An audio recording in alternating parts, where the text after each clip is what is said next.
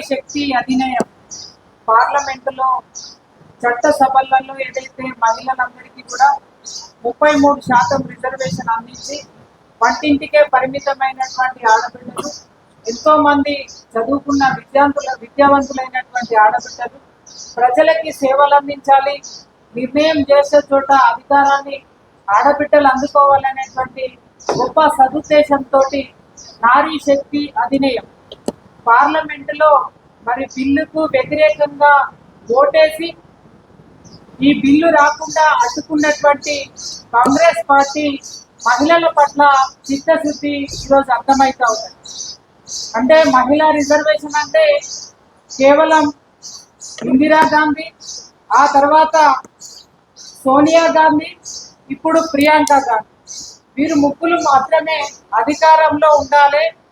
సాధారణ సామాన్య బడుగు బలహీన వర్గాలకు సంబంధించినటువంటి మహిళలు మరి అధికారంలో ఉండద్దనేటువంటి ఒక కక్షపూరితమైనటువంటి ఆలోచనతోటి కాంగ్రెస్ పార్టీ ఈ బిల్లుకు వ్యతిరేకంగా మరి ఓటు వేసి బిల్లును అడ్డుకోవడం జరిగింది.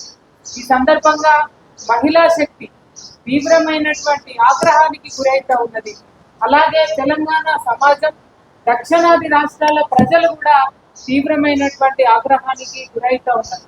ఎందుకంటే నరేంద్ర మోదీ గారు గొప్ప ఆలోచనతోటి ఏదైతే ఈ డీలిమిటేషన్ ప్రక్రియలో ఉన్నటువంటి సీట్లకి 50% పెంచుతూ అవకాశం కల్పించాలని ఏదైతే ఆలోచన చేసిందో అది అందరికీ కూడా సమానమైనటువంటి న్యాయం చేయాలని ఆలోచన చేసింది. కానీ అవగాహన లోపంతో మరి దాన్ని కూడా అడ్డుకోవడం జరిగింది. వాళ్ళు అయితే ఒకటే, మీకు కూడా పూర్తి స్థాయిలో అవగాహన ఉండాల్సినటువంటి అవసరం ఉందని మీకు కాంగ్రెస్ నాయకులను అడుగుతాం. ఎందుకంటే జనాభా పరంగా తక్కువ ఉన్నప్పటికీ అన్ని రాష్ట్రాలతో సమానంగా 50% అవకాశాలు ఇవ్వడం వల్ల ఇవాళ అసెంబ్లీలో 60 సీట్లు, అలాగే పార్లమెంటులో ఇప్పుడున్నటువంటి 17కి ఇంకా మనకి 9 యాడ్ 26 సీట్లు ఇవాళ ఈరోజు అవకాశం ఉంటా ఉంటాయి. ఎంతో మంది దళిత బిడ్డలు కావచ్చు, ఎస్టీ బిడ్డలు కావచ్చు, అలాగే పెద్ద మొత్తంలో మహిళలకి ఈరోజు ప్రాతినిధ్యం దొరికి చట్టసభలలో అడుగు పెట్టేదానికి అవకాశం ఉండే కాబట్టి దీన్ని అడ్డుకున్నారు.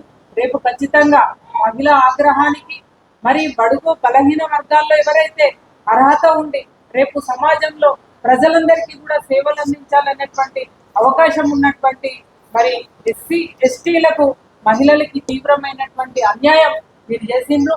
కాబట్టి వచ్చేటువంటి ఎన్నికలలో వారి ఆగ్రహానికి మీరు గురికాక తప్పదు.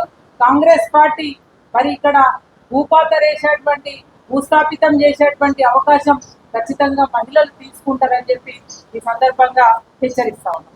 భారత్ మాతాకి